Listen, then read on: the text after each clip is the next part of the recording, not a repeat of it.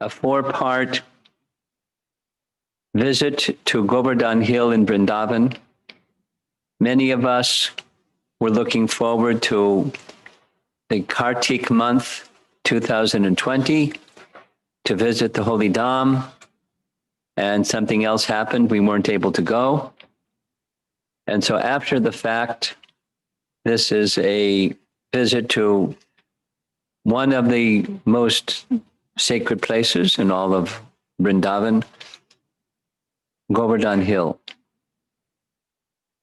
And a few things in advance.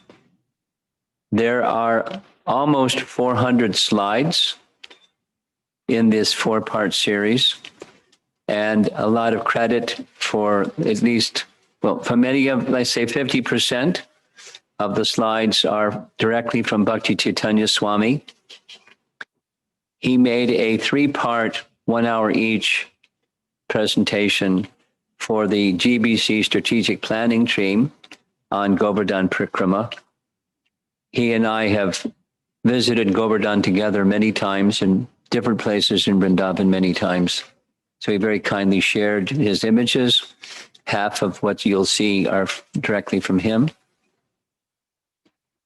And somewhere towards the beginning, there's a beautiful song or ashtakam composed by Rupa Goswami, which will be sung with musical accompaniment, and we will make it available, or your facilitators in your local areas will make it available after the final class. So stay tuned for that nectar, and don't ask me for a copy of it because you'll get it at the very end.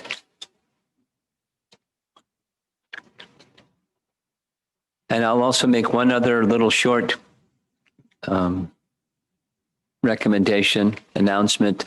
I'll try to stay within the time allotted, but I believe that some of the sessions will go a little bit longer, and I won't bother asking you, should I continue till completion? I'll just invite those of you that have some other services that your schedule requires that you attend to, please feel free to attend to them. And those who can continue will continue to the conclusion of each of the 4 sessions. Having said that, now we will begin offering our respects to Srila Prabhupada, who introduced many of us to the bhakti process, and the pinnacle of the bhakti process is the Holy Dham, Sri Vrindavan Dham, the appearance place of Lord Krishna and the pastime place of Lord Krishna, and we'll offer our obeisances unto him with the deepest gratitude for bringing us to the lotus feet of Krishna. Nama Om Vishnupadaya Krishna Prastaya Bhutale Srimate Bhaktivedanta Swami Iti Namane Namaste Saraswati Devi Gauravani Pracharine Nirvishesha Shunyavadi Paschatya Desatarine Jaya Sri Krishna Chaitanya Prabhu Nityananda Shri Advaita Gadadhar Shivasadi Gaura Bhakta Vrinda Hare Krishna Krishna Krishna Hare Hare Hare Rama Rama Rama Hare Hare. Many of you have been to Vrindavan. Many of you have not, and will one day go to Vrindavan.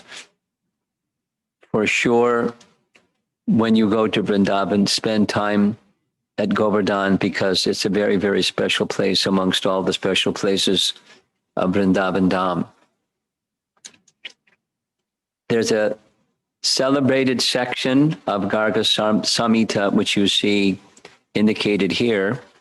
This is the section where the appearance of Govardhan is described, beginning with a discussion between Narada Muni and King Bahulashva. Those of you that are familiar with Krishna book or 10th canto, Krishna personally went to visit King Mahalashva.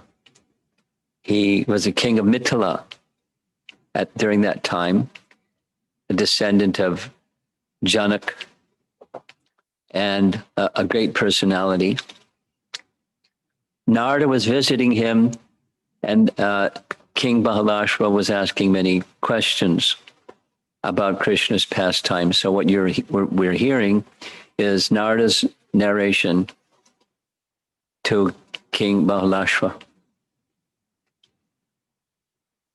The description begins with Radha and Krishna in Krishna Loka or Goloka Vrindavan, enjoying pastimes together, along with many of Radha's expansions, her gopis. And after enjoying rasa dance together for some time, Radha made an appeal, a request to Krishna to please manifest a very special place for their ongoing pastimes together.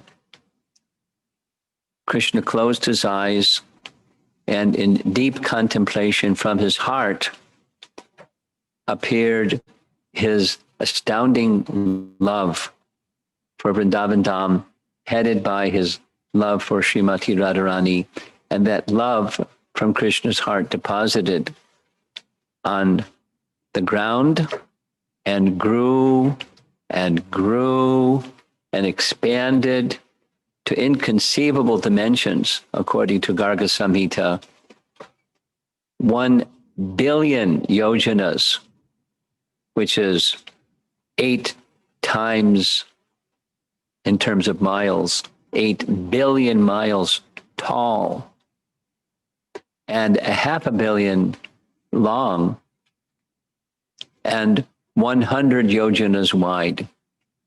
And the size that Govardhan was taking was so huge, Krishna slapped him. Said, stop. You're consuming the whole territory in Vrindavan. So he subsided in his growth. According to Garga Samhita, that's the manifestation, a Leela, of course, because Govardhan is as eternal as everything in the spiritual world is eternal.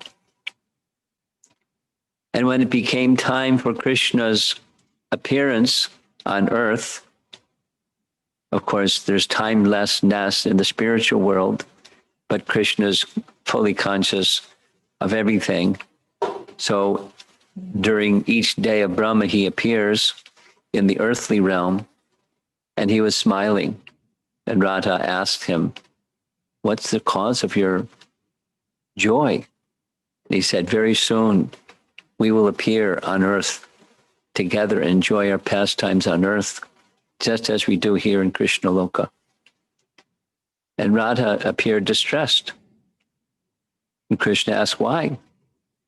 She said, how can we leave Vrindavan without Govardhan Hill and the river Jamuna and the forests of Vrindavan? And then Krishna said, do not worry, those arrangements have already been made. And then the topic shifts. Narada had said to King Mahalashva, and it shifted to what Narada had then said to one of the brothers of Nanda Maharaj, who then Sadananda related to Nanda Maharaj, how Govardhan descended from the spiritual realm to the realm. By Krishna's direction, Govardhan made his appearance on earth in a place called Shamali Dvipa. Shamali Dvipa is described in the 5th canto of Srimad Bhagavatam. It's one of the 7 rings that are parts of the Bhumandala domain in the universal form, or the cosmic manifestation as Brahma knows it. And there's a Shamali tree in the midst of the Shamali Dweep, and that's the home of Garuda. And in the center of this Shamali Dweep is a mountain range known as Dronachala.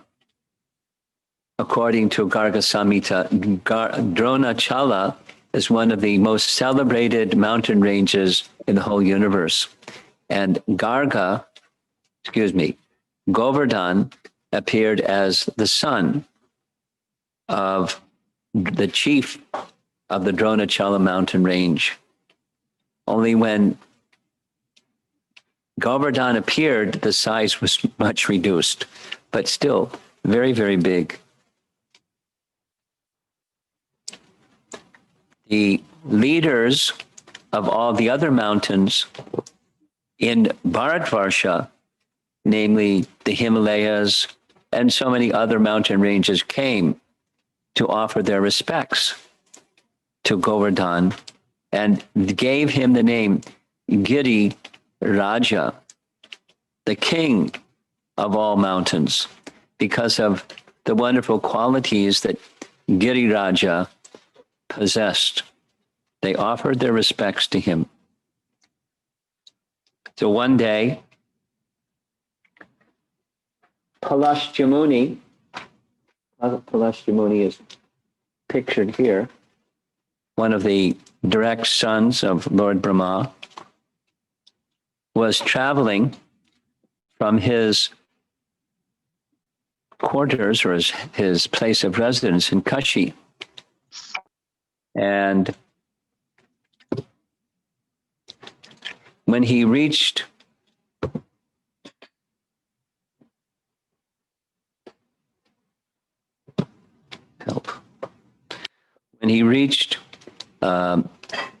Dronachala and he saw this magnificent mountain, he requested the father of Govardhan to give permission for his son to come with him to Kashi, because he said Kashi is such a wonderful place. It's the home of Lord Shiva in his form of Vishwanath. But there, it's a very sacred place, but there's no mountains where I can perform my austerities. And so kindly give your permission for your son to come with me back to Kashi. It sounded very much like Vishwamitra Muni requesting Dasarath to send Ram with him. Dronachala didn't want to do that, but he was very afraid of Palastya's anger. And so he instructed his son to accompany Govardhan on one condition, that once you place me down, then I will not go any place further. If you give that commitment, that promise, then I will go with you. So naturally, Palastya agreed, very reasonable request. And there's different images. This one shows an image of Palastya flying through the air like Hanuman. The next image you'll see, he's walking. Whether he was walking or flying, he had mystic powers, and he was able to lift the whole mountain. And the mountain's dimension, 8 yojanas long, 8 times 8, 1 yojana is 8 miles, so 16 miles long, 5 yojanas wide, that's 40 miles wide, 64 tall, 64 long, 64 miles long, 40 miles wide, and 2 yojanas tall. That's 16 miles tall. Any mountain you know is 16 miles tall? No, no such thing. But during this yuga, when Krishna was appearing, the mountains were of such dimensions. And Govardhan shrank. You'll see why in just a moment. So Palastya, using his mystic power, carried Govardhan. And as Govardhan was passing towards Kashi, passing over Vrindavan Dham, he felt this very strong urge to remain in Vrindavan Dham and experience Krishna's pastimes and participate with him in Krishna's pastimes. So as fate would have it, by divine arrangement, Palastya Muni had to answer the call of nature. Forgetting his promise to Govardhan, he set Govardhan down. He went and took his bath in the river Jamuna and came back and was ready to go. But Govardhan reminded him of the promise that he had made, and he wasn't budging. He became so heavy, even with Palastya's mystic powers, he couldn't lift Govardhan. So then he became very angry. When sages with mystic powers become angry, it becomes dangerous. Only in this case, he cursed Govardhan, because you have displeased me. I curse you that you will shrink the size of a sesame seed every day. And as Sadananda is narrating all of this to Nanda Maharaj, he declares, sure enough, the curse of Palastya is what happened. Govardhan has been sinking into the earth. And as we travel around Govardhan, we'll see places where Govardhan Hill is hardly visible, some other places where it's quite tall, but not 16 miles tall. It's shrinking. The local Brijbasis say it's not possible to curse Govardhan. Rather, Govardhan is decreasing in size because of feelings of separation. Now, one might raise a question. Here's another painting of Palastya carrying Govardhan. Although he's using his right hand, Krishna used his left hand and little finger of his left hand. But that means Palastya had mystic powers like Krishna. So there's a big difference. Besides, Krishna was only 7 years old. Krishna didn't have to undergo any austerities or mystic performances to have this power. It's because Krishna is Yogeshwara. He is the source of Palastya Muni's mystic power, or for that matter, Hanuman's mystic power. Anyone who can lift heavy objects, that power comes from Yogeshwara, Krishna. Now, we don't normally hear the other references, but there are other references I'll mention. One of them is from Padma Purana, chapter 18, where Narada is narrating the glories of Vrindavan to Vrindadevi. And the narration is quite different than what we're used to hearing. Narada tells Vrindadevi about one Brahmana whose name was Govardhan, and it took place in a previous kalpa, kalpe paratane, in a previous kalpa, previous day of Brahma. This Brahmana named Govardhan underwent long austerities to please Lord Vishnu. Lord Vishnu came before him, offered him whatever benediction he wanted, and he requested the benediction that Lord Vishnu would place his feet on his head and stay there. So Vishnu granted this Brahmana's benediction, request for a benediction, and he granted him Sarupya Mukti, according to Padma Purana, and in his next life, he became Giriraj.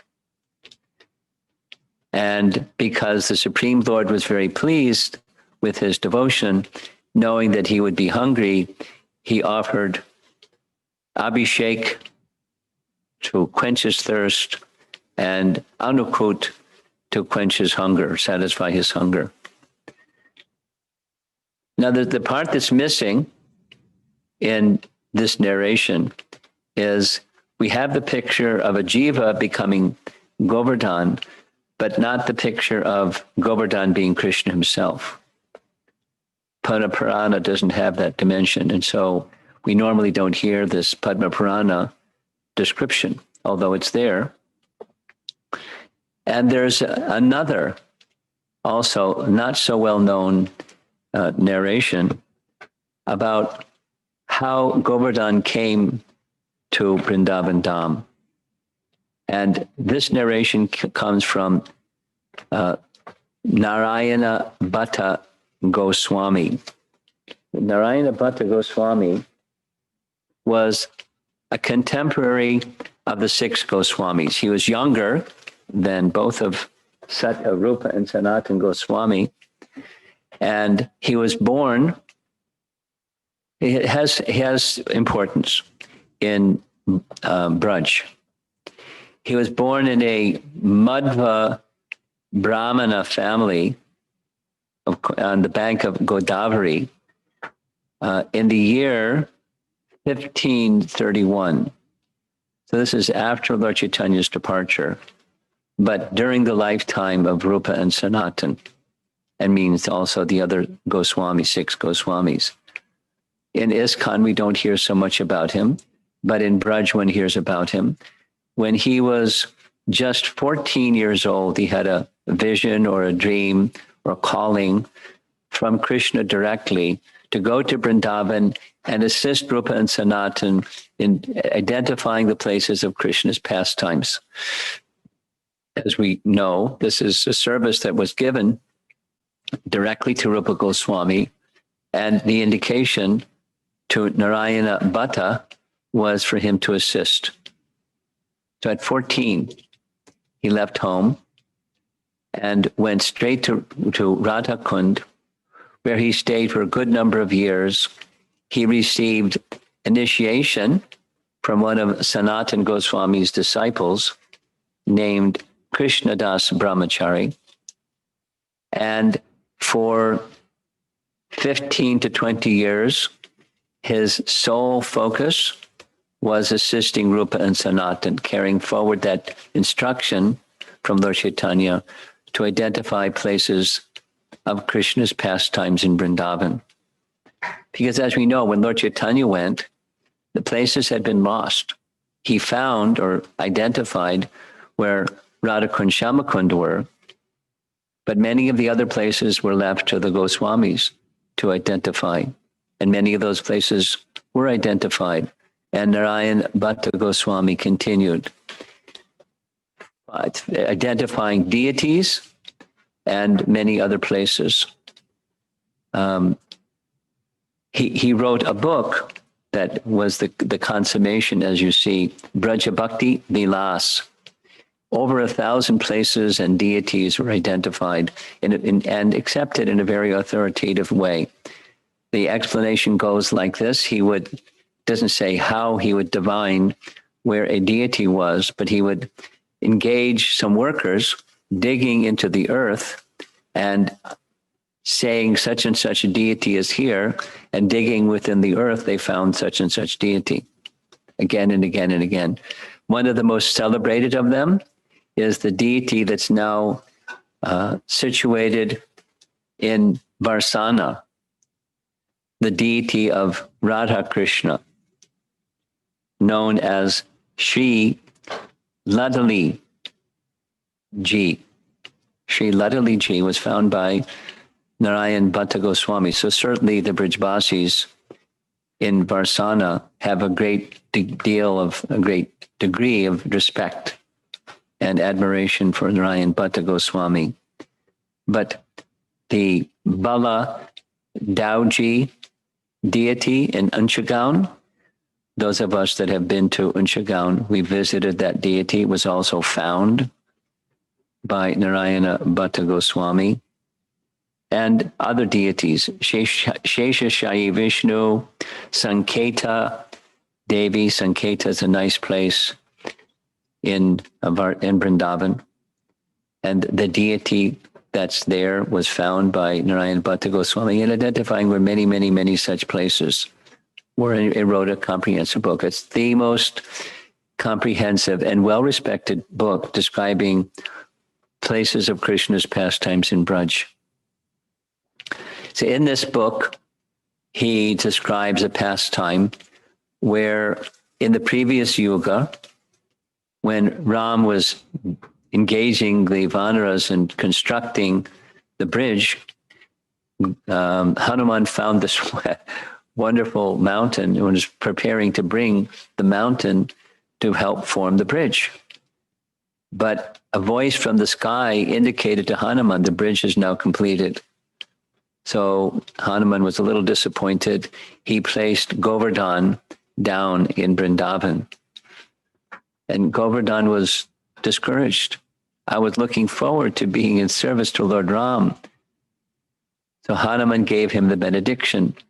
In the next yuga, you will have the Supreme Lord's service unlimitedly. He will walk upon you daily. So this is found in Vraja Bhakti Vilas as an explanation. And we'll see a place as we're traveling, going around Govardhan Hill, where it said, this is commemorating Hanuman bringing Govardhan in honor of Narayana Bhatta Goswami's realization or teaching on this subject.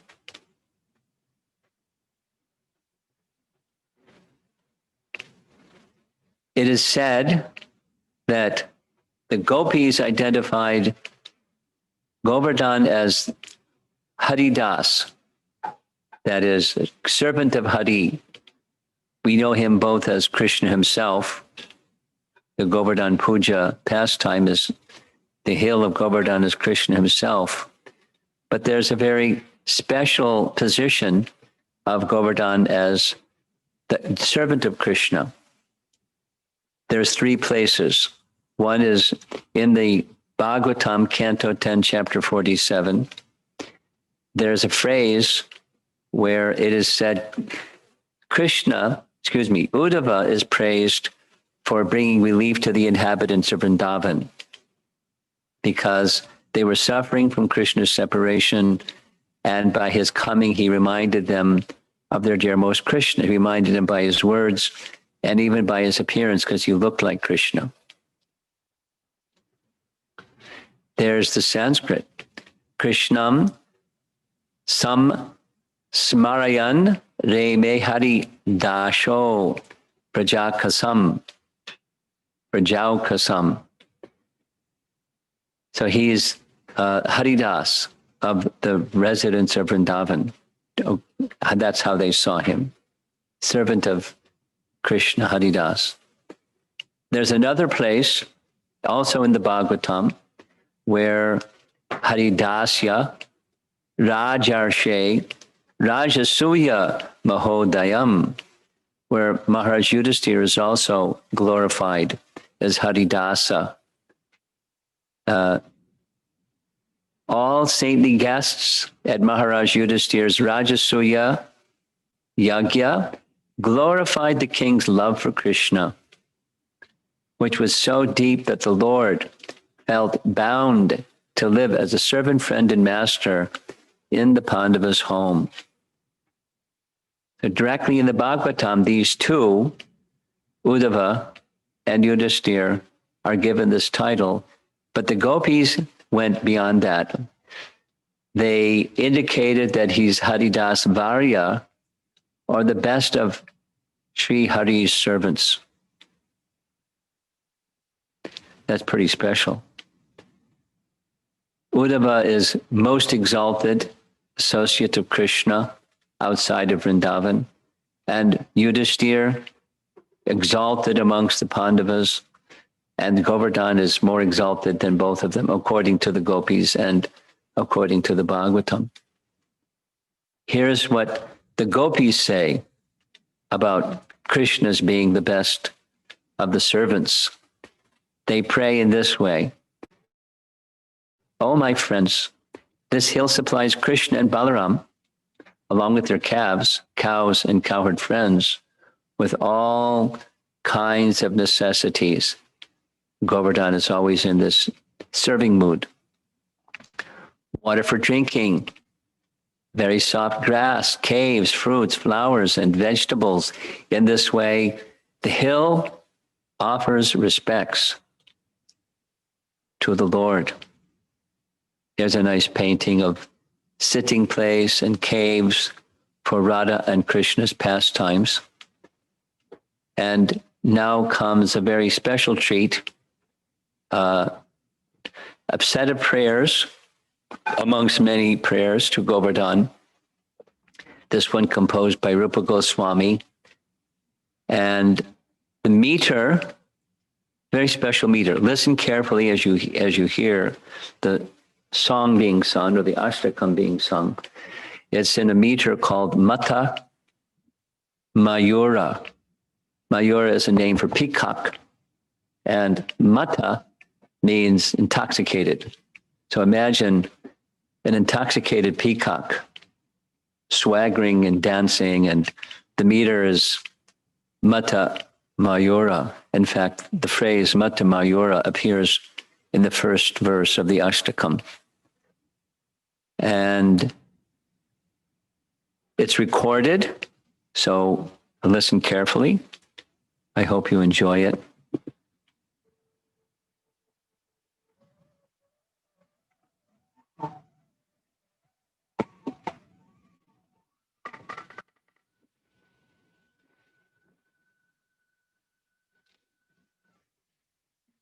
It's not.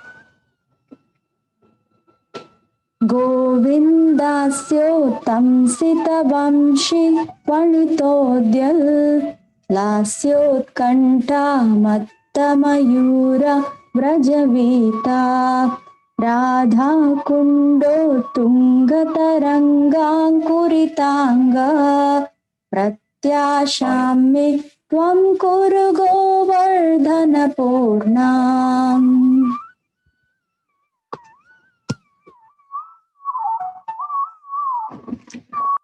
O Govardhan, surrounded by hosts of peacocks intoxicated by the desire to dance that is arising due to the enchanting melodies of the Vamsi flute, which decorates the beautiful face of Govinda.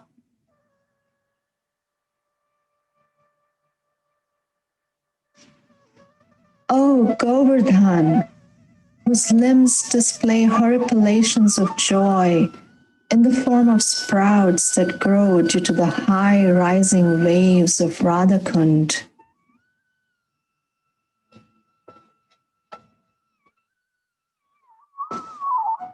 O Govardhan, please arrange the fulfillment of my desires.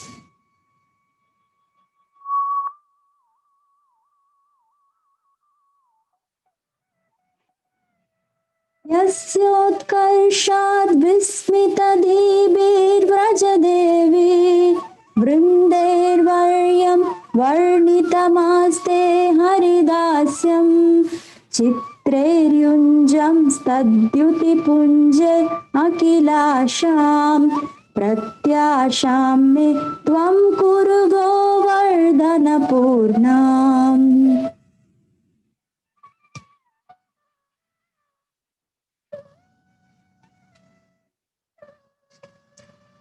You are the one whose excellence caused the astonished groups of gopis to describe you as Haridasa Varya, the greatest among servants of Hari.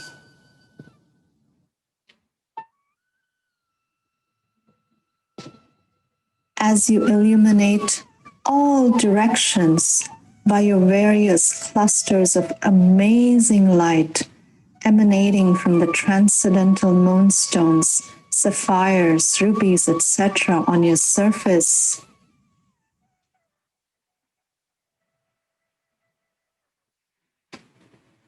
O Govardhan, please arrange the fulfillment of my desires. See Govardhan in the upper right.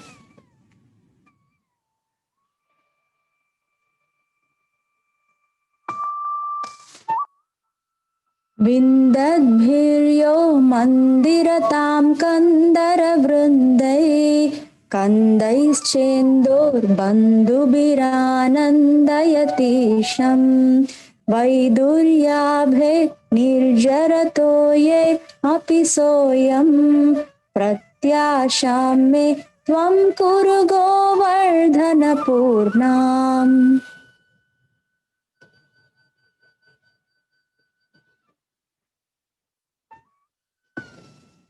You are the one who delights the Supreme Lord through various caves that resemble jewel-bedecked temple sanctums,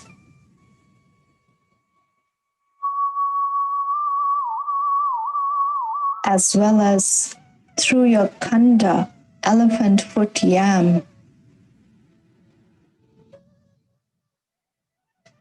your water lilies, and also through the sparkling, clean, dark-hued waters of your waterfalls.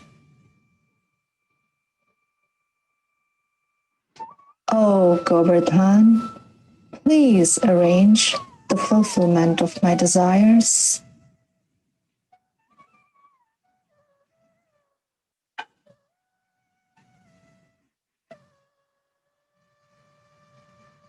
शश्वद्विश्वालङ्करणालङ्कृतिमेध्यै प्रेम्णा धौते धातुभिरुद्दीपितसानो नित्याक्रन्दत्कन्दरवेणु ध्वनिहर्षात् प्रत्याशां मे त्वं कुरु गोवर्धनपूर्णाम्.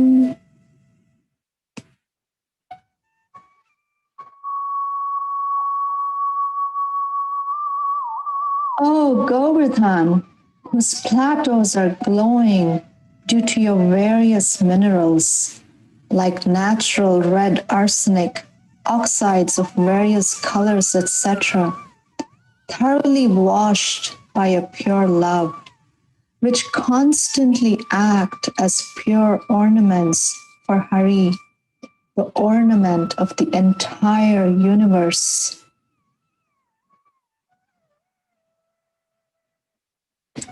O Govardhan, whose caves always appear to sing out loudly due to the joyous sounds made by hollow bamboos.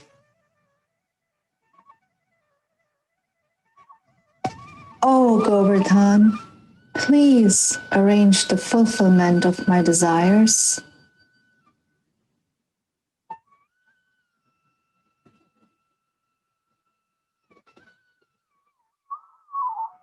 प्राज्याराजिर्यस्य विराजत्युपलानां कृष्णेनासौ सन्ततमध्यासितमध्या सोऽयं बन्धुर्बन्धुरधर्म सुरभीणां प्रत्याशां मे त्वं कुरु गोवर्धनपूर्णाम्.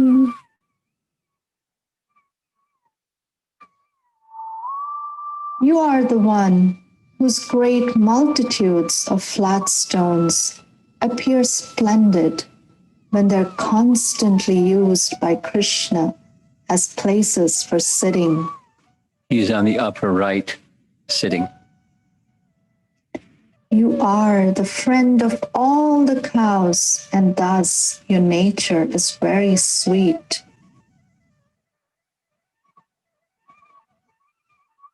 O Govardhan, please arrange the fulfillment of my desires.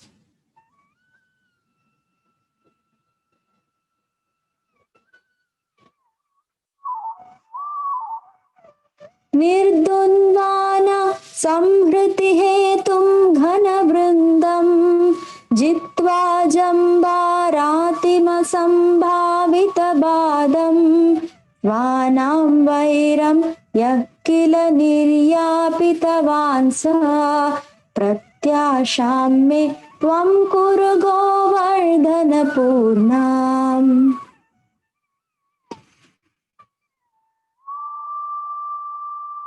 O Govardhan, you are the one who certainly overpowered the destruction causing hosts of clouds. Thus, having conquered the unconquerable Indra, you are the one who calmed down the burning enmity of your mountain relatives. O Govardhan, please arrange the fulfillment of my desires.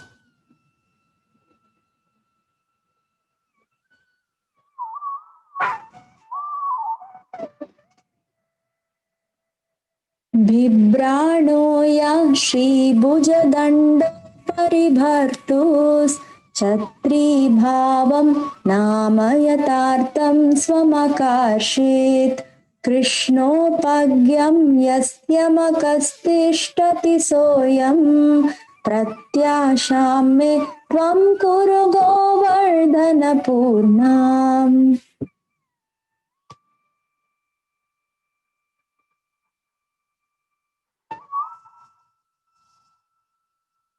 You are the one who gave true meaning to your own name, as you accepted the role of an umbrella hanging over the beautiful arm of your Lord Giridhari.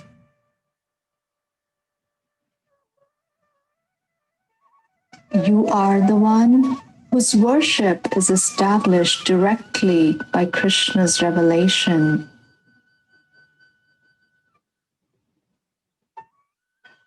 O Govardhan, please arrange the fulfillment of my desires.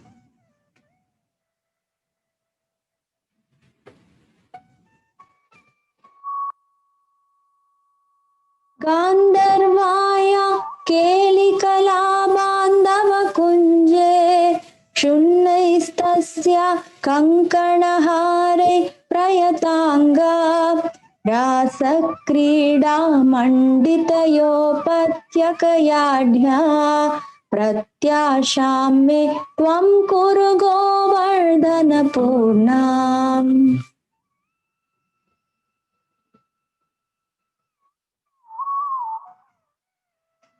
Oh, dear friend of Gandharva Radha, assisting her in the kunjas, forest bowers in her love sports. Oh, Govardhan, whose limbs are decorated with her fallen ornaments like bracelets and garlands. Oh, Govardhan, equipped with surrounding flat areas decorated with the signs of Rasalila. Oh, Govardhan, please arrange the fulfillment of my desires.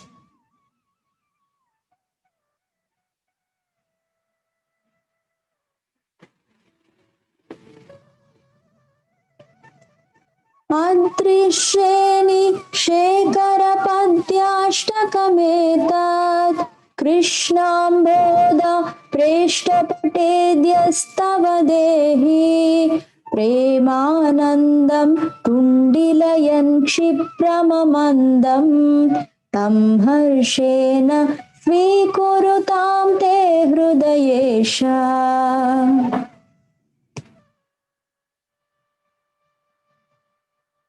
O crest jewel among all mountains. O mountain, dear to the dark cloud-hued Krishna.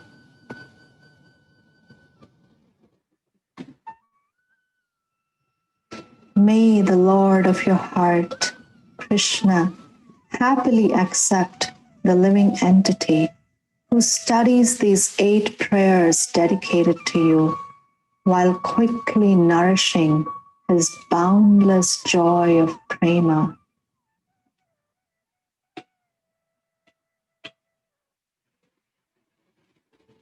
O Govardhan, please arrange the fulfillment of my desires.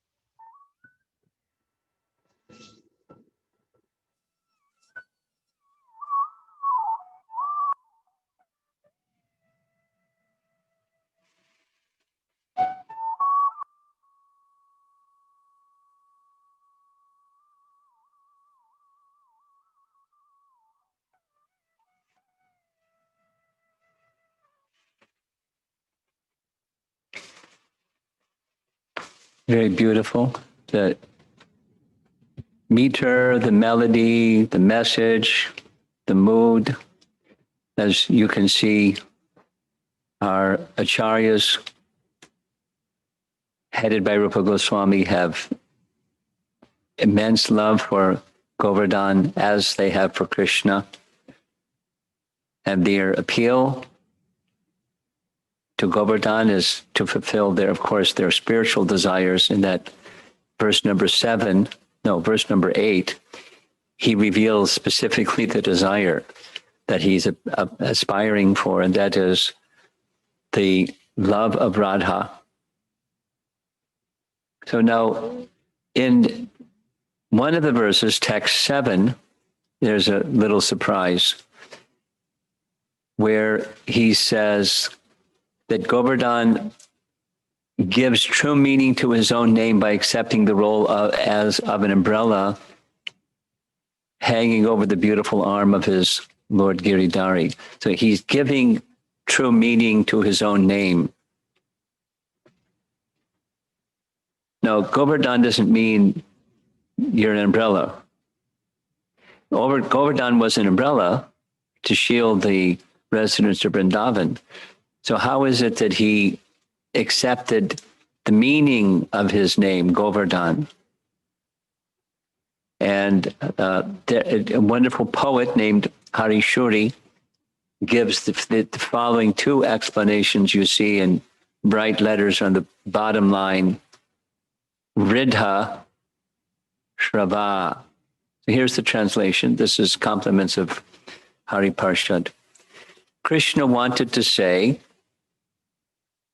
"Oh, Indra, you are brave, extremely intelligent, and also the disciple of Brihaspati. Therefore, O Lord of all gods, do not act in a way that is extremely abominable for all learned souls."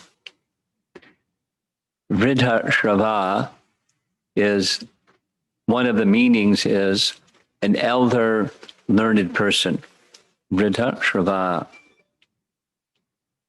However, since Indra is known as Ridha Shrava, that's renowned amongst elder knowers of the Vedas, but it can also mean Vridha, meaning hard, and Shrava is the process of hearing. So he's hard of hearing. Therefore, in order to make Indra hear his message clearly, Krishna raised Vardhana, his voice, because one of the meanings of go is voice. He raised his voice by lifting the mountain.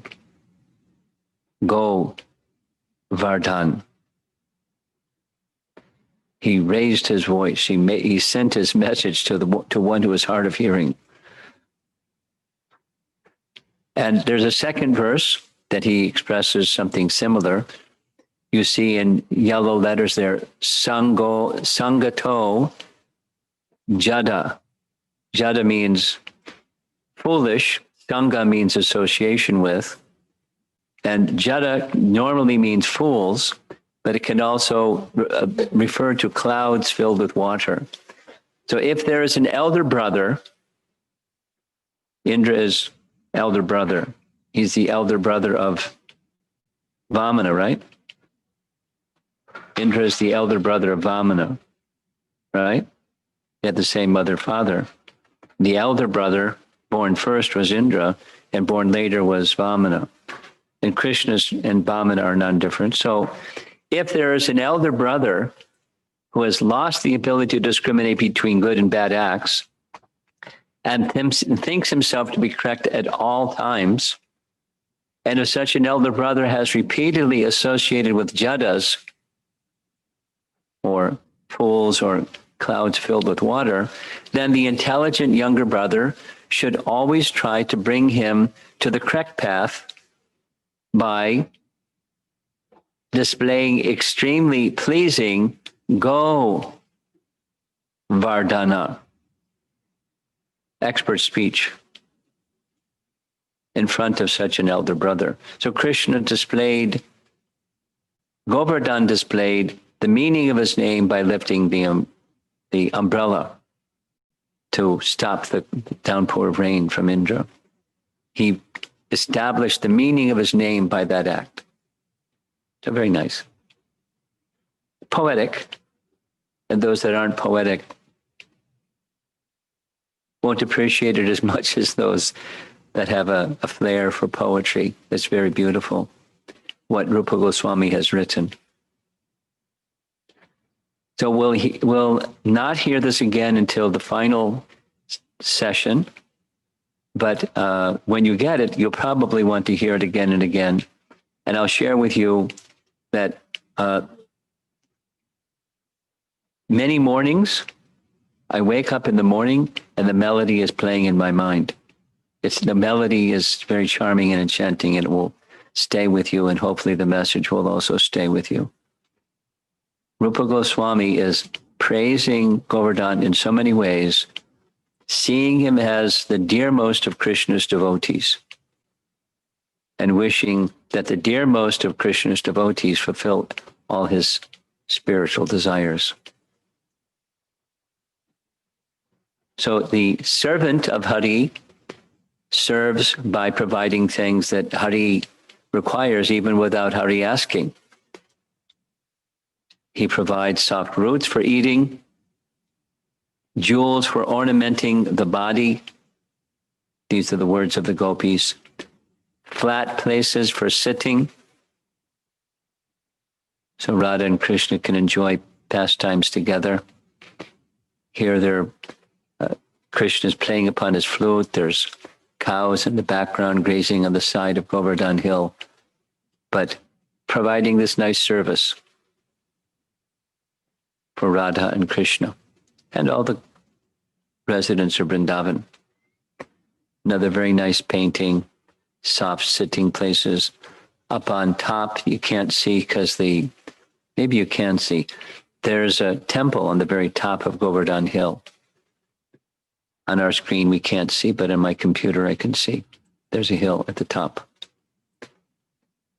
In this way, the hill offers respects to the Lord. Thus, Krishna in the form of Govardhan Hill shows how to render pure devotional service. Now, there are many other places, I'll just mention a few, where Govardhan's ways of serving Krishna are described. Gopal Champu has a really long, very elaborate, very beautiful description of Govardhan's services to Krishna. Another source, Vishwanath Chakravarti Thakur, long section, very detailed, Vrajariti Chintamani. He has also written his Govardhan Ashtaka, very similar to Rupa Goswami's, similar and dissimilar. There's some parts that are similar. The main message here, Govardhan is the best of Krishna's devotees, along with being Krishna himself. It's quite amazing. There's a lot of mystery and charm surrounding Govardhan Hill. And as you become more familiar with Govardhan, you'll become very attached, like our Gaudiya Acharyas are. Being touched by the lotus feet of Krishna and Balaram, Govardhan Hill appears very jubilant. So we heard some etymology or word meanings of Govardhan. Here's two more standard ones, primary ones. Go commonly is translated as cows, and Vardhana is nourishment. So Govardhana gives nourishment to the cows. Another meaning of go is senses, and Vardhana also means to increase. Thus, the name Govardhan is that which increases the senses in the devotee's attraction to Krishna. So now, with that background, we're ready to begin our Govardhan Parikrama. Here's a map of Brajamandala. And if you see just a little bit left of center, a little bit below of center, there's that vertical drawing. That's Govardhan Hill. And you probably can't see the text so well, but at the top, that's Radhakund and Shamakund. At the bottom is Punchari. Puncha means tail. And on the left and the right is Aniyor and Jatipur. We're going to visit these places. Right in the middle is Govardhan village or Govardhan town. We'll visit each of these places as we do Govardhan Parikrama. And as you look to the right, due east, that's where you see Mathura, and Vrindavan is north, a little bit northeast, Vrindavan town, along the banks of the river Jamuna. So it gives you some perspective on the Brajamandala. When the devotees go for 30 days during the entire month of Kartik, they cover the entire Brajamandala. And when we visit, we often go to some of the special places as time permits. Here's a Google map picture of Govardhan. It's actually, Govardhan is due north and south. This is tilted just to fit on the screen. And the white section in the middle, you'll see in very small letters that says Govardhan. That's Govardhan town. And it is many times said that Govardhan is shaped like a peacock standing on a branch of a tree. That middle portion, the torso of the peacock, that's Govardhan town. A long, narrow neck going up to the top, and the two eyes, Radhakund, Shamakund. And then the long, drooping tail goes down to our lower left, and that's the tail of the peacock. So we're going to start just above Govardhan Hill in Chaitanya Charitamrita. When Chaitanya Mahaprabhu made Govardhan Parikrama, he started at Manasi Ganga, which is right in the center in Govardhan town. But we're going to begin up on the northeast side. So we're going to go along what from our screen is going to be the lower portion, which is actually the eastern boundary of Govardhan Hill, and then go to the tail, and then go up the western side, and then come back around. That's our Govardhan Parikrama. The reason I'm doing like this is because commonly Govardhan Parikrama begins really, really early in the morning because it takes many, many hours to go around the whole of Govardhan Hill. So often we start at Kusum Sarovar, and because buses can park there, it's very safe. There's not full light out yet, but it's a very pleasant place to begin. So that's where we're going to begin. Here's a map. As you see across the bottom, there's a name, Sarup Das Baba. He is a pujari at the Jagannath Temple at Radhakund. And he previously was an engineer or something like that. And he lost interest and he went instead to Vrindavan, went to Radhakund, established a Jagannath Temple, and has made elaborate maps and other descriptions. So this is directly from him. You can purchase his book at all kinds of places in Vrindavan. This is just a photograph of one of his maps.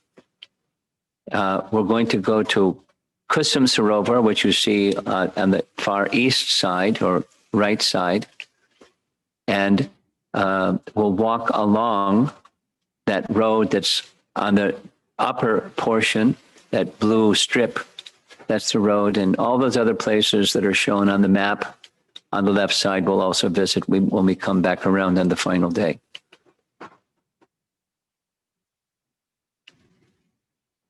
So let us begin by the proper procedure for beginning Parikrama around Govardhan Hill. Is offering prostrated obeisances to the hill and to the Dham and to the devotees who have walked this territory again and again, including Krishna himself.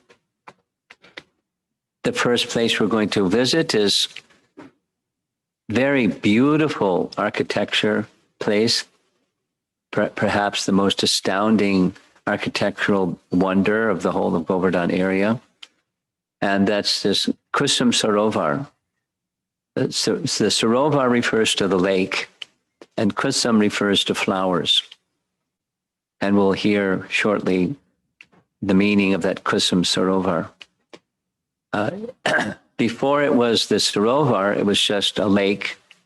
And in the year 1675, this is by our Western calendar, the water in the lake was made in a formal bathing place by one king, a nearby king, at his expense.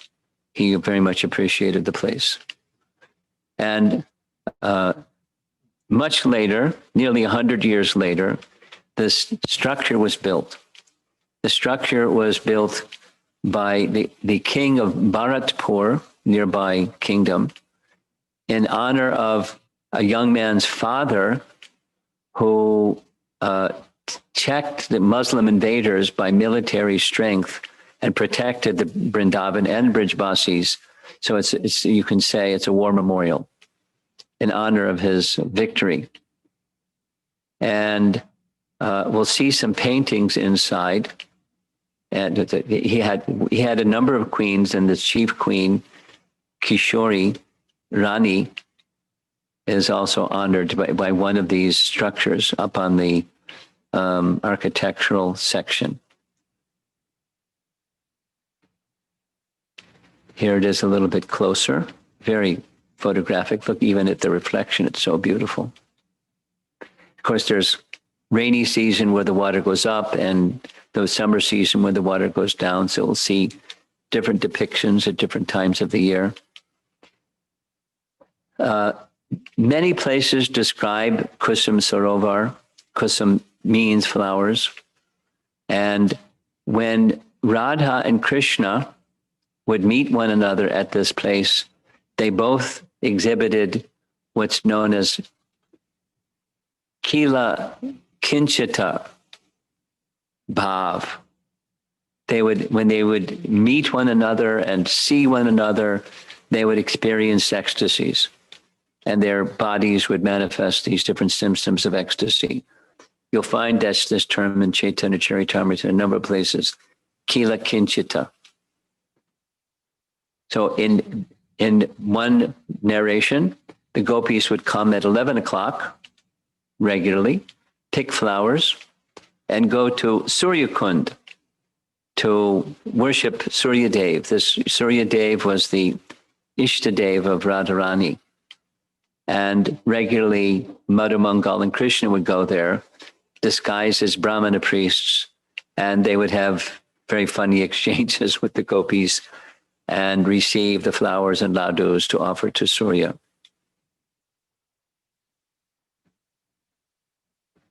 Here's some prayers by Vishwanath Chakravarti Thakur, taken from Vrajariti Chintamani.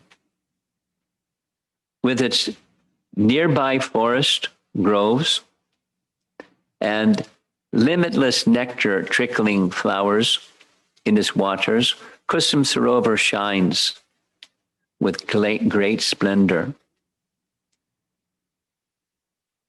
Is it the handsome face of Govardhan Hill, the king of mountains? This lake is known as Kusum Sarovar because of many blossoming flowers destined to become gopis in the future that grow in its water. That's Brajariti Chintamani, very celebrated writing of Vishwanath Chakravarti Thakur. There's another very funny one, a pastime where, very similar to other pastimes that take place here, where the gopis come to pick flowers. They're by the side, in the flowers in the Sarovar, and there's a nearby grove of trees, flowering trees, and there was one of their favorite places for gathering flowers. So they would gather flowers, and a similar pastime we're going to hear much more detail of shortly.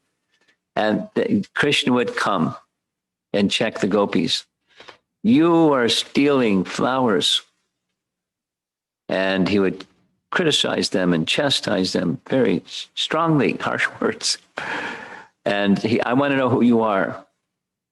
And the description of this Krishna Bhavanamrita says, just to see Krishna's form and to hear his words, although they were funny and challenging, they were stunned. And when they gathered their wits, they would then say, we are nobody. And Krishna would then say, he would be stunned by their reply. And Krishna would say, not only you're stealing flowers, but you don't exist. So please tell me who you are. And, this funny talk back and forth, Krishna was enjoying, they were enjoying, and their back and forth conversation. It's a very nice, very detailed description. This is Kusum Sarovar at sunset, because we're looking to the west. These shrines were in honor of the father,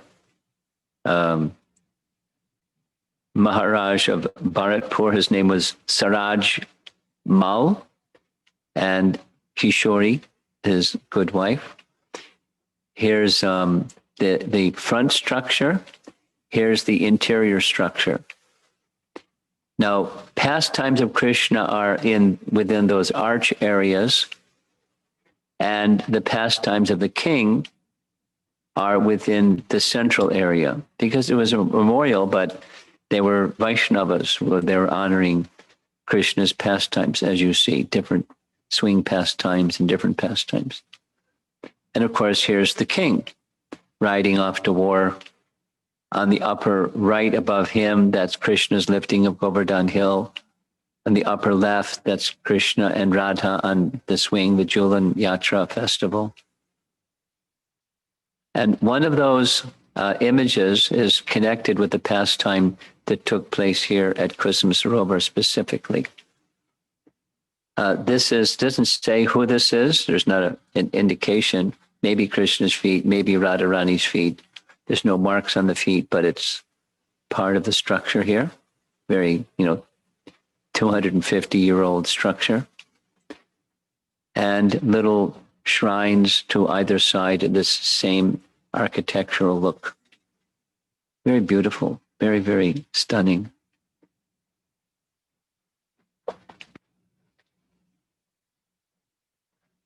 Now, one of the pastimes that takes place at Kusum Sarovar is connected with what's known as the Sanji festival. There's a photograph of Varsana.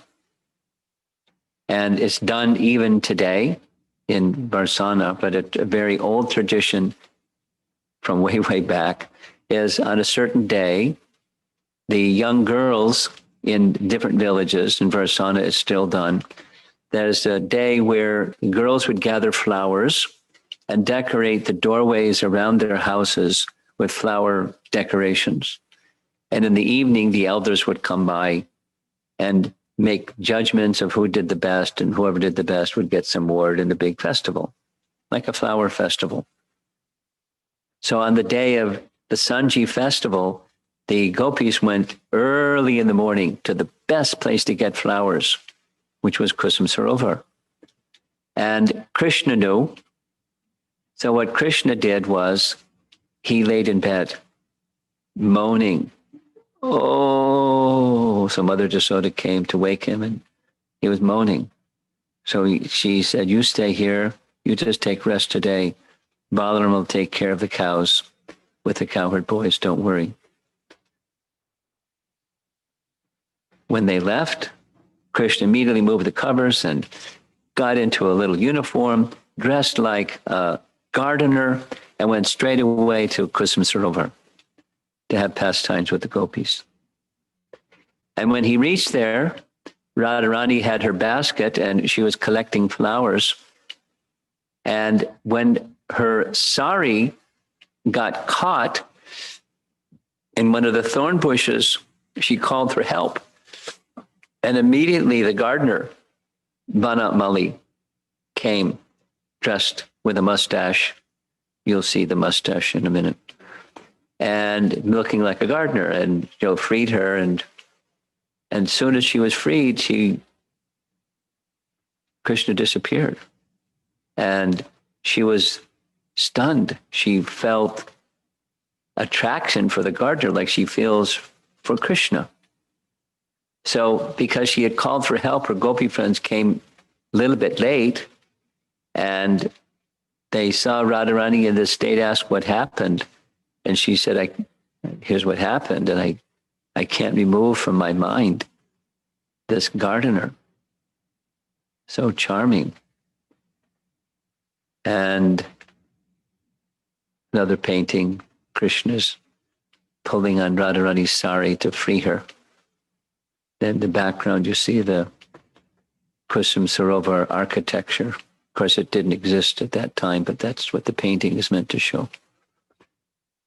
So when the gopis came, they realized this wasn't a gardener, this wasn't Vanamali, this is Ban Bihari, Krishna, the enjoyer of pastimes in Vrindavan, in the Vrindavan forest. So Krishna came and saw them gathering all the flowers and took a scolding attitude. Said, look at this, you're stealing all these flowers. I'm the gardener of the king, and you have no right to steal the king's flowers.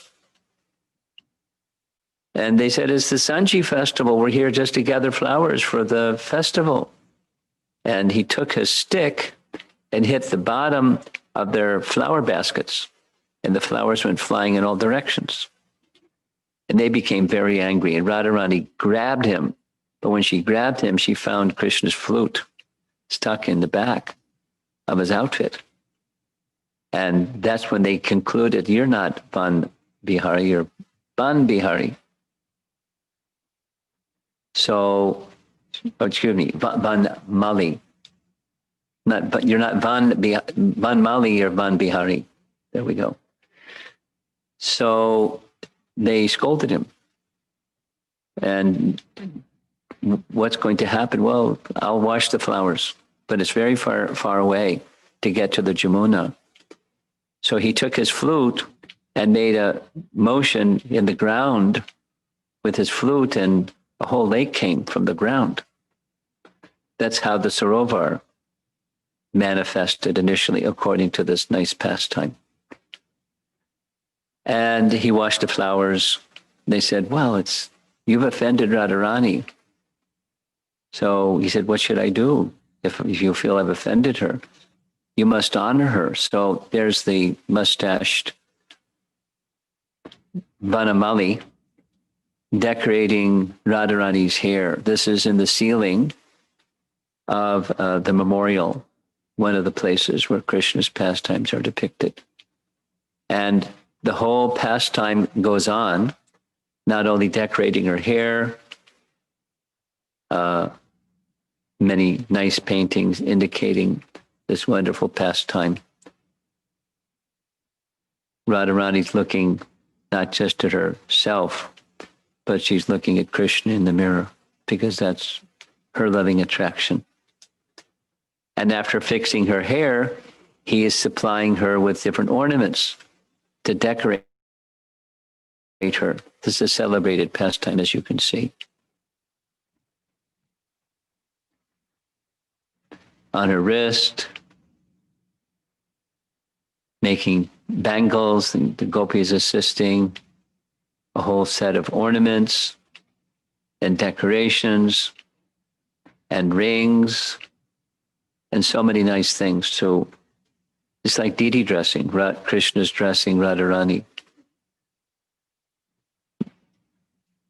pampering her feet, decorating her in various ways. So this Sanji festival pastime took place here at Kusum Sarovar. Now, here's an aerial view.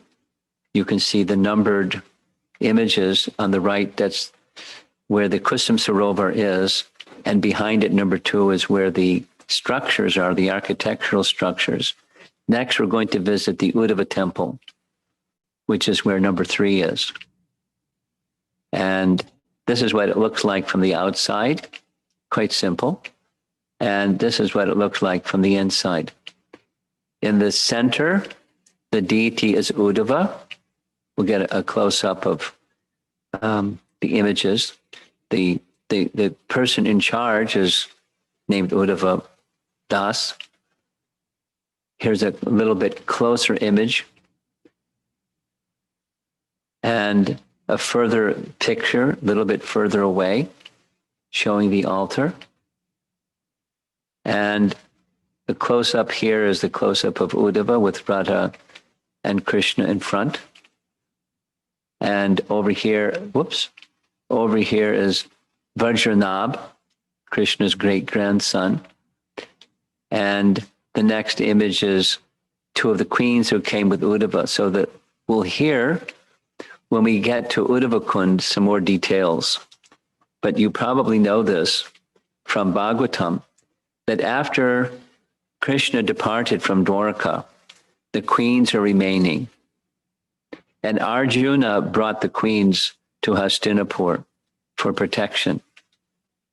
And the queens were very much attracted to find Krishna's pastimes. So with the assistance of Vajranabh, Krishna's great-grandson, who by this time was the king of Mathura, with the assistance of Udava, Vajranabh, brought the queens to Vrindavan. But they felt that the best person to show them Vrindavan was the one they had heard so much about, was Udava. And he said, let us go to the place where Udava was performing his austerities, and then maybe he'll show us and narrate to us the pastimes of Krishna. So there's Vajranabha, and holding in his hand, we can see the image of the deity. He's holding this message from the gopis. You can see his hands extended, message from the gopis to the gopis in Vrindavan. So this is the temple commemorating his place. Here's what it looks like a little bit from a distance. Of course, as time goes by, the structure changes a little bit, and even the deity forms change a little bit. There you see Udava with a mustache. There's the two queens on his right, our left. And there was a a Gobardan Shila to Udava's side, but he got replaced. The Shila got replaced with Vajranabh. So things change over time. Here it is with the message from Krishna in his hand. So it's a very nice place, the Udava Temple. And taking a look now where the Udava Temple is, that's number 3. We have 2 more places to visit. That's the Ban Bihari Temple. Remember, Vanamali is Van Bihari. So that deity of Ban Bihari is now an ISKCON temple. That's number 4, down by the road at the bottom towards the center. And we're also going to go over to the left and visit Ratnakund, number 5, as you see on the map there. So here's the front of the Ban Bihari temple. And here's the altar of the Ban Bihari temple. If you look at the bottom, you'll see that same picture that's in the Kusum Sarovar structures. Here, the main deity, of course, is Gobardan. And down below is this same painting, a reproduction of what's in the ceiling of the Kusum Sarovar. And that's Krishna decorating Radharani's hair. And to the right of our photo, this is Krishna lying on a banyan leaf at the time of devastation. That's the deity that's on the altar. So now we're going to go inside. No, actually, we're going to go across the street. Look at the top upper left. You see a cluster of trees and then a kund. That's called Narada Kund. We're going to go there. It's a little rundown. This is long ago. Since then, it's been renovated somewhat, and a quite large lake. And during the different times of the year, there's algae and things on the surface of the water. And on the altar is a photograph of Narada sitting with his veena, and below Narada sitting with his veena is Narada Ji, or Narada Gopi, because Narada wanted to experience the pastimes of Krishna with the gopis, but he was told you can't do that without having the form of a gopi. And so an arrangement was made that he took a dip in the Kusum Sarovar lake, and when he came out, he was in a gopi body. So this is Naradi, a deity at Narakund. And this way he could observe and participate in Krishna's pastimes with the gopis. Very special place. And now we're going to go to Ratnakund. That's on the upper left in our image, aerial image, Google image. In this illustration, it's in that orange section in the center. You see the little box of blue, that's Ratnakund. There's some other places we're also going to visit. Ratna Singhasan, we'll hear some pastimes connected with this. And a place where there's a stone that has the image of Krishna's footprint and calf footprint. We'll see all of that. And when we physically go to Govardhana, we'll see all these places in person. This is what the road looks like. Not a tarred road, it's just a little mud road. Or when it rains, it becomes muddy like this. And when we get closer, you'll see that raised circular platform. That's where rasa dance was performed by Radha and Krishna and gopis. And there's different understandings of this pastime. If you look carefully in the background, behind that raised platform, you'll see a blue cow, or they call it Nilagai. There's another one hiding behind a tree. They're in this area. Sometimes, if you're fortunate, you'll see some. There's two of them looking back at us. They just stand still. They're very afraid of people. But if you stand still, they'll let you look at them, and they'll look at you, and kind of like deer. They move like deer, but they're cows. And what's in the front of us, that's this platform marking the place where rasa dance was performed.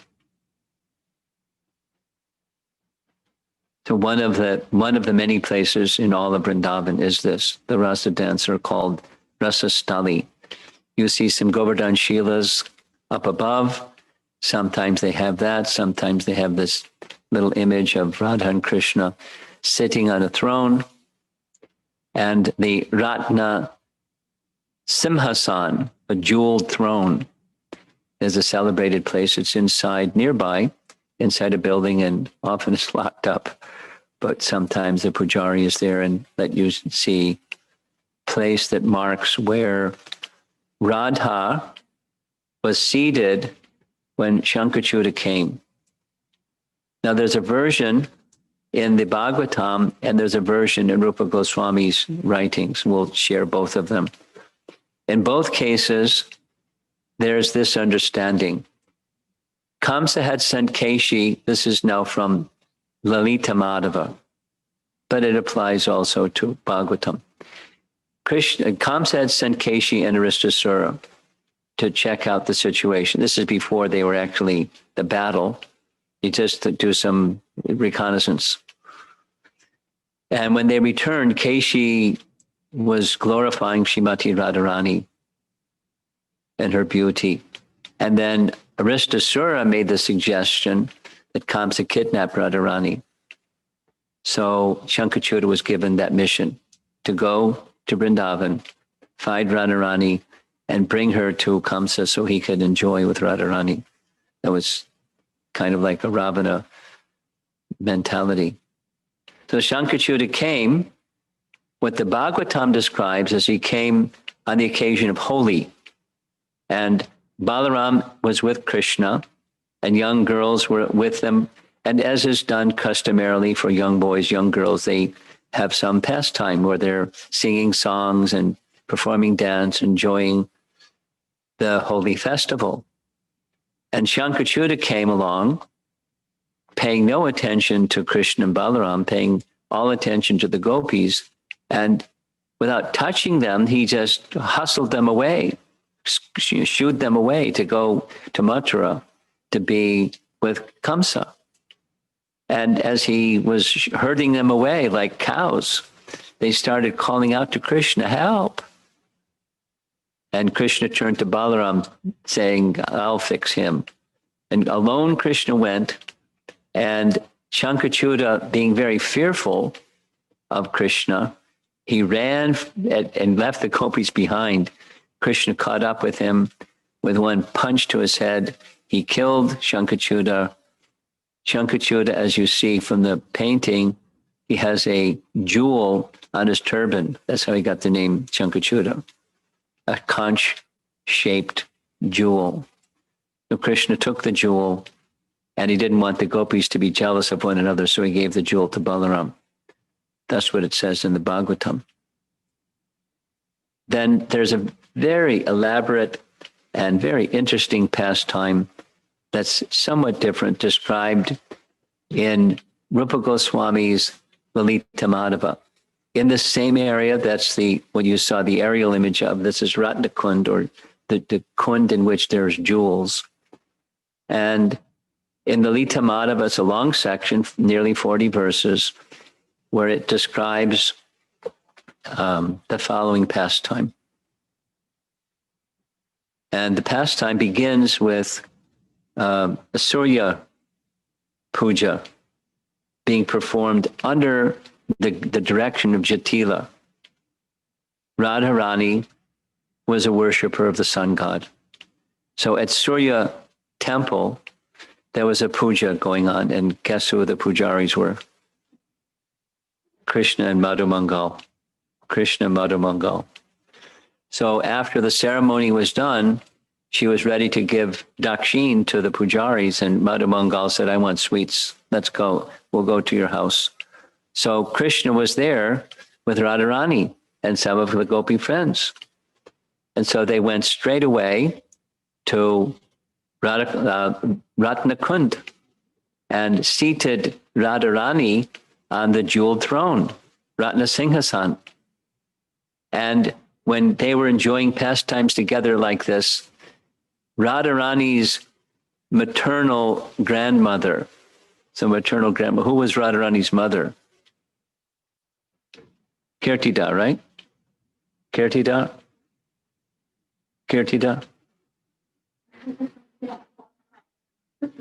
Kirtida was Radharani's mother, and Mukara was her mother. So Mukara was an old lady by this time, and she was almost blind. And when she came, she said really heavy things. She saw Krishna with Radha, or Radha with Krishna, and she started scolding her granddaughter, saying, what are you doing? Are you abandoning your Kadamba tree husband, Abhimanyu, in favor of this castor tree nobody, Dabachi, Krishna? What are you doing? And Lalita, being very clever, this is Lalita Madhava, Lalita said, he's harassing us. He's treating us very badly. We don't know what to do. So Mukhara picked up a stick, and she went chasing Krishna to whack him. And Krishna saw Mukhara coming, so he ran away and hid behind a tree. He knew she was half blind, almost blind. And so she went looking, I'll catch you. You're a rascal. You're finished now. And when she went looking for Krishna, instead of finding Krishna, she found Shankachuta. Because at this time, Shankachuta was there to kidnap Radha and take her to Kamsa in Mathura. So she saw Shankachuta and thought it was Krishna because she wasn't seeing very well. She started saying really harsh things, really bad things. So Krishna's hiding, and Krishna's wondering what she's seeing. She doesn't see me. She's heading in the wrong direction. Has she really gone mad? What's happening? But as she got closer, she saw Shankachuta. Let's see if we can find this text. There's a nice text. It's supposed to have been, oh, it wasn't saved. Okay. She said, oh, Purnamasi was right. Purnamasi told us this Krishna, he's able to assume different forms like Nishringa and Varaha, and now he's assuming this form of a fierce demon. Oh, Lord Shiva, please help. And she started screaming and crying, and Krishna heard her screaming and crying, decided to be a hero. So he would protect her, protect Radharani. Please protect Radharani from this terrible demon. And the gopi said, do you really think this demon is Krishna, that Krishna can assume this demon form? Krishna appeared and said, don't worry, Mukara, I'll rescue your granddaughter. And according to Lalita Madhava, Shankachuta had a hideous form with fearsome fangs curling from his mouth. And Krishna grabbed him, one punch to his head. Shankachuta was finished. And Mukara was so grateful. Oh, you've saved Radharani. And that's the pastime. So then they went back to the Ratna Singhasan and enjoyed pastimes as Mukara went back to her home. So the pastimes of Krishna are variegated and very funny and very sweet and very joyful. But the essence is Krishna enjoying pastimes with his dear devotees, and even those who seem to be taking an opposition position, it's just to enhance the sweetness and humor of Krishna's pastimes. So these took place at Ratnakund. Nice place. It's been renovated from what it used to look like years ago. Much better shape. This is the place nearby where there's a Shila, Govardhan Shila. As you can see, the circular mark that's said by the local people, that's a calf. When Krishna and the cowherd boys would come by this area herding their calves. And the footprint, which is towards us, is Krishna's footprint. At least so they say. That looks much more like a footprint in this photograph. So this is one of the places that the cowherd boys would come on a regular basis and perform pastimes together. And one more place we're going to visit in this area, it's called Gwal Pukar. There's a name. It's down to the left of where we were. And Gwal is the local language. It's like a kind of a corruption of Go Wala, the cowherd boys. And this is what it looked like long ago, not in good condition at all. And then the Bhaktivedanta Memorial Trust came along. That's what that little marker is. They invested some money and made it much nicer. It's a place where the cowherd boys would come and to cool off, would take bath in Gwalpukor. Nice place. And now we're going to move along from this Sham Kutir and so forth, heading to in a southerly direction along the eastern side of Govardhan Hill, heading for Manasi Ganga. We're not going to make it there, but we're going to see the beginnings of Govardhan appearing. Here's what Chaitanya Charitamrita says. When Lord Chaitanya saw Govardhan Hill He immediately offered obeisances, falling down on the ground like a rod. He embraced one piece of rock from Govardhan hill and became mad. Here's the BBT painting showing that, embracing the hill, a rock from the hill of Govardhan in great ecstasy, madness of ecstasy. So the local devotees, they also worship just the protruding rocks because they're shilas, just like Shalagram shilas. They're installed forms of Krishna already. So you see, they've offered flowers and milk and kunkum and various prayers in worship of Govardhan Hill. And so that's it for this morning's class. Oh, devotees in Phoenix, Arizona, and Portland, Oregon, where the last slide is this one. The next place that we're going to go to when we begin this evening is Manasi Ganga, and all the places that you see pictured around Manasi Ganga. That's going to be our first stop. Very special place, Manasi Ganga. So we've only covered about a quarter of the whole of Govardhan, but some very nice, very sweet places. And we look forward to joining you this evening. Giri Govardhan ki jai. So I don't know if I've gone way over our time constraint, probably. So let's see if there's some discussion from our remote devotees, the Phoenix or Portland devotees. If there's somebody else from our local communities, you're going to have to wait because they take priority in our schedule. Has anyone sent in some questions?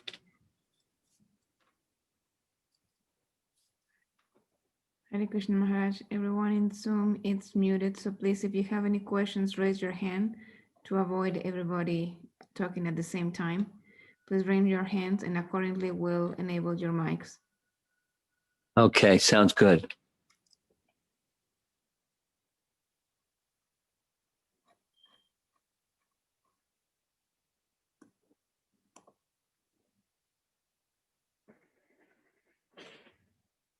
Narottam Vilas Prabhu, go ahead. I can't hear you. A little louder? Hi, Krishna Maharaj, please accept a humble obeisances. Maharaj, glorious pastime, and thank you so much for taking us on this virtual journey. Maharaj, I was I'm wondering. going to speak a little louder because we'll turn up the volume here, but I can't hear you yet. Try again.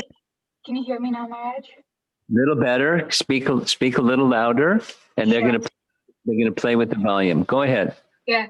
Please accept a humble obeisances, Maharaj. Thank you so much for taking us on this virtual journey. We're so grateful to you. Maharaj, I was just wondering, what should one's mood be while they're performing the Govardhan Parikrama? Can you speak something on that? Prayer. Submission. Seeking mercy. Because this is a form of the Lord. It's a very special form of the Lord. And when you can directly approach a form of the Lord, humble, submissive, prayerful, seeking some of the mystery of Krishna to be revealed to you. When you're doing it virtually or when you're doing it physically, same mood. Prayerful, humble, submission, wishing to have the mystery of the Dham revealed to you.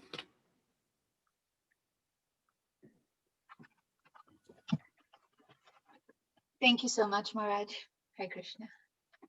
Hare Krishna. Hare Krishna Maharaj, we have one of our younger devotees, Shubhangam. Please enable your video.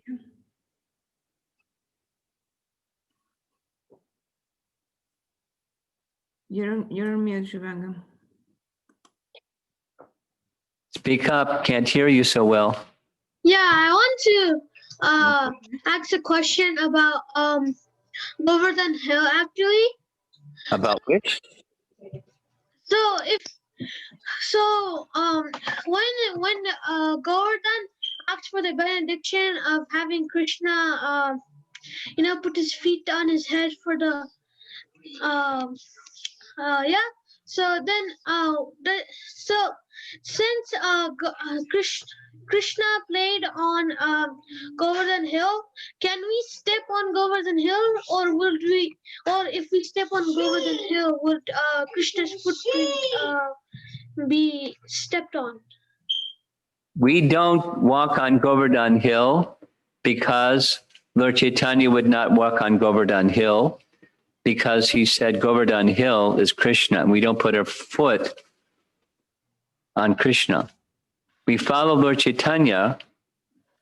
So there are some Brijbasis and even some pilgrims.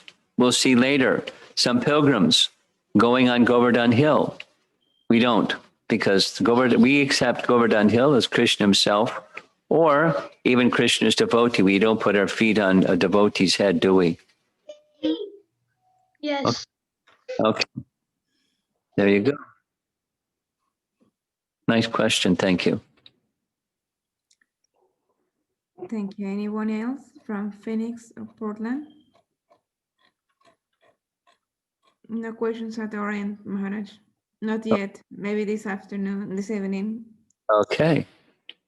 Okay. We have some of our own attendees. Yes? So is it all right with all of you? Some of our local attendees will raise some questions. Go ahead. Shri Radhika Mataji is asking, is there any connection between the meter for this song being the intoxicated peacock and the fact that Govardhan is in the shape of a peacock? Then maybe there is some connection between the meter and the shape of Govardhan. Maybe. My sense is it's just Rupa Goswami's poetry. And the meter matches the mood of the message. As the peacock, I mean, the peacock strut. But what's an intoxicated peacock strutting going to look like? And the meter is like that kind of a swagger and very sweet. I take it as a poetic connection, not necessarily the other. It's a question from Radhika, Kirti Prabhu's daughter, 9-year-old. Hare Krishna Maharaj, should we worship Govardhan as Krishna or as a devotee of Krishna? We should worship Govardhan as a devotee of Krishna, but if one wants to worship Govardhan as Krishna, that's okay too. Commonly, Gaudiya Vaishnavas worship Govardhan as the devotee. But simultaneously, he's both. We certainly know that. We're going to come across that again and again. But especially, our acharyas appreciated Govardhan as devotee. Both. We have a question from in our room here. They're in somebody's home right now. And the hostess wants to speak. Hare Krishna Maharaj, please accept my humble obeisances, Sarguru Surya Puja. I thought your lecture was very beautiful, although I couldn't be really present here for at least the 1/4 or 2/4 half of the time. But I just thought I really wanted to go to Vrindavan for this Kartik month. And when have you provided the details of the Govardhan Parikrama, I just thought it was very, very beautiful. So you also mentioned that Govardhan is even, I guess, a higher devotee or better devotee than gopis or the greatest. The gopis consider like that. Oh, okay. How come it was that way? Because that's how they see. Because they like to serve Krishna, and they see that Govardhan serves Krishna the best. Okay. That's their mood of love. So Govardhan's mood is also in the Madhurya Ras? Interesting question. Gobardan, I don't know the rasa of Govardhan. Okay. Govardhan serves Krishna unlimitedly. That much we know. Right. Not so conjugal sweetness, yes. Conjugal. How's there conjugal love between Govardhan and Krishna? But the gopis consider Haridas Varya. That much we know. Okay. I also have another question. You said Radharani worshipped Lord Surya Dev, right? Lord Surya, Yes. or sun. So how come? I mean, did she know? She knew that this, Krishna was there and he's the supreme. Oh no, person. she didn't see Krishna as the supreme. Hmm. Krishna is her beloved. Okay, so she was still worshiping sun god. Well, but how was Radharani worshiping the sun god? It's not like modern people who worship the sun god, or even ancient people who worship the sun god. Okay. Her worship of the sun god is different Okay. than ordinary people worshiping the sun god. Like, ordinary people, they would take Satrajit. He worshiped the sun god, but he wanted stuff. And he got stuff. And it caused him a problem. Radharani didn't want stuff. She wanted Krishna. So she worshipping Surya Dev for that purpose. Thank you, Maharaj. Hare Krishna. Maharaj, we just have one more question from our Okay. chat. Thank Okay. you. Ram Prabhu, please go ahead.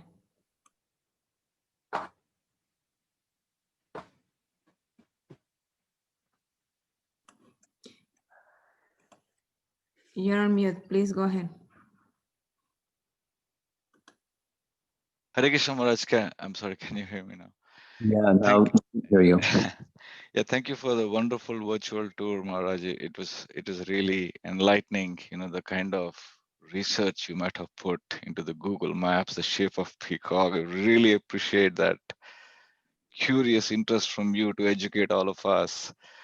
Now, while you're explaining, the pastimes of, Vanamali and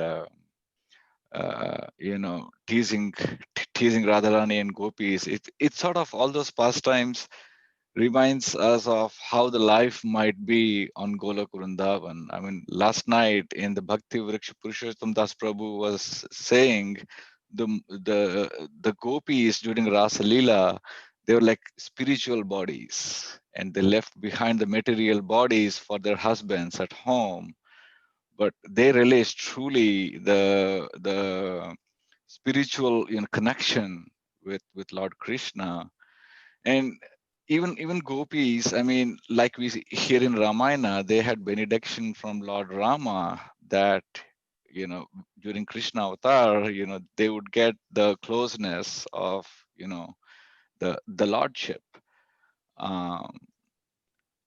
I have no question, Maharaj. I'm just trying to put everything together as to, the wonderful pastime of Krishna here is like showing us how the life would be in Golok Vrindavan. I'm just reflecting, Maharaj.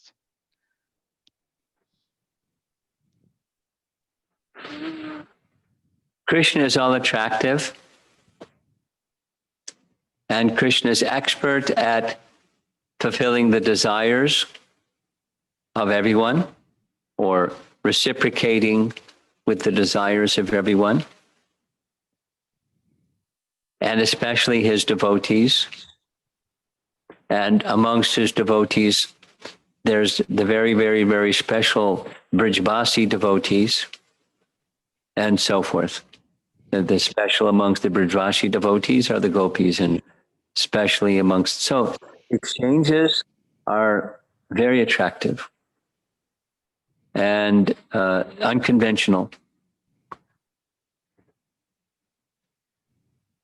Anything that exists in this realm is paltry and pale in comparison. So hearing these attractive pastimes attract us to the pastimes, attract us to Krishna.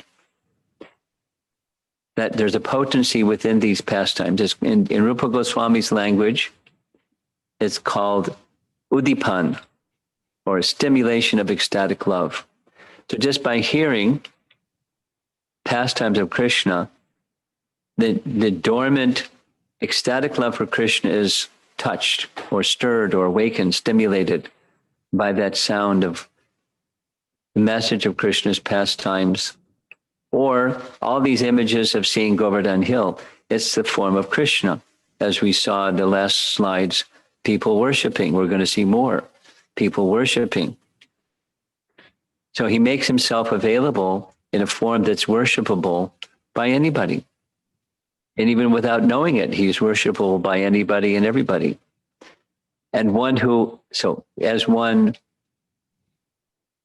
feels that presence, connects with the presence of Krishna through sound and through the sight of his form as Govardhan, that ecstatic love is also stimulated. So the love of the gopis, most exalted, but it's not all the gopis left behind a material form. Some of the gopis left in their, some of the gopis were restrained. Some of the gopis couldn't even go. Some of the gopis were checked and they left their material bodies. Some of the gopis went in their bodies. There's a whole range of exchange with different stages of devotion even amongst the gopis. But their attraction for Krishna was unparalleled, unstoppable. So those that were restrained, the acharyas describe, that was further purification necessary for them to become fit to enter into the rasa lila pastimes of Krishna. So each of us, different circumstances of life. If we take it in the right way, it's simply an opportunity for us to be drawn closer to Krishna. If we don't take it the right way, then we can struggle. But Lord Chaitanya wants to take us to Krishna's abode. So does the Bhagavatam. And so does Govardhan. Please fulfill all desires. That's the desire. Govardhan has that capacity. That's my meditation when doing all this, by the way. Haribol, thank you, Maharaj.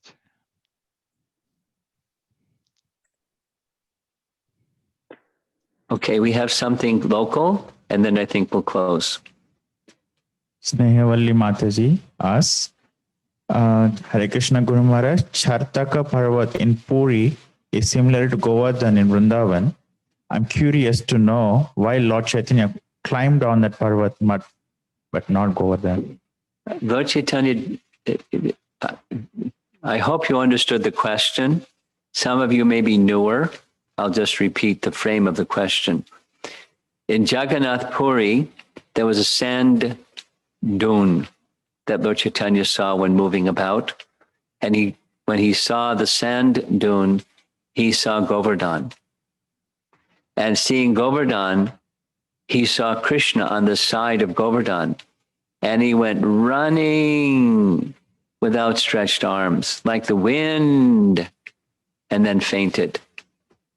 No, Lord Chaitanya didn't walk on Chatak Parvat, nor did he walk on Govardhan. Before he reached Chatak Parvat, he fainted in ecstasy. This question is from Vachaspati. In one version of Govardhana's origination on earth, we heard that Hanuman granted a boon that Govardhan will be of service in Krishna's pastimes. Yes. This boon did become reality. However, in another version of the story, Pulasya Muni cursed Govardhan. This is also true as Govardhan shrinks in size every day. What is the difference between a curse or a blessing from a pure devotee like Hanuman and mystical person like Pulasya Muni? Is there a greater weightage for a devotee's boon? Is there a greater what? Greater weightage? Greater what? Weight? Well, anything from a devotee is good. Anything from an exalted devotee like Hanuman is good. And he understood Govardhan's wish, and he was speaking to fulfill Govardhan's wish. You wish to be in the Lord's service, so be it. You'll be in the Lord's service. And from Palashya, it wasn't like, I want to see your devotion for the personality of Godhead increase. He was just like, you've made me unhappy, and so I'm going to curse you. So there's quite a difference between a devotee's utterances and a mystical person's utterances. In either case, he's in Vrindavan and he's happy. Okay, I think we're finished for this midday. Thank you very much. Prabhupada ki jai. See you this evening. Giri Govardhan ki jai. Hare Krishna. Thank you, Maharaj, and thank you all. See you later.